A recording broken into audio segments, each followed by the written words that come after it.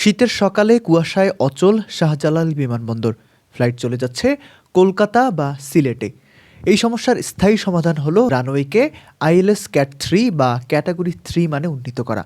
কিন্তু এই প্রযুক্তি বসাতে হলে ভাঙতে হতে পারে উত্তরার বহুতল ভবন। দেশের প্রধান বিমানবন্দর শাহজালালে বর্তমানে আছে আইএলএস ক্যাটাগরি 1, যেখানে ৮০০ মিটার দূরের রানওয়ে না দেখা গেলে বিমান নামতে পারে না। বর্তমানে ক্যাটাগরি 2 এর কাজ প্রায় শেষ পর্যায়ে। এটি চালু হলে ৩০০ থেকে ৩৫০ মিটার দৃশ্যমানতায় বিমান নামবে। কিন্তু ঘন কুয়াশায় বা প্রায় জিরো ভিজিবিলিটিতে বিমান নামতে দরকার অত্যাধুনিক ক্যাটাগরি 3। আর এখানেই যত বিপত্তি। ক্যাটাগরি 3 এর সংকেত নিখুঁতভাবে কাজ করতে হলে রানওয়ের অ্যাপ্রোচ এরিয়া বা ফানেল সম্পূর্ণভাবে বাধামুক্ত হতে হবে। উত্তরার অনেক ভবন উচ্চতা সীমার নিয়ম না মেনে বা অবস্ট্যাকল লিমিটেশন সারফেস ওএলএস ভেদ করে তৈরি হয়েছে। তাই ক্যাট 3 বাস্তবায়ন করতে হলে এই ভবনগুলোর উপরের অংশ বা অবৈধ স্থাপনা ভাঙার প্রয়োজন হবে।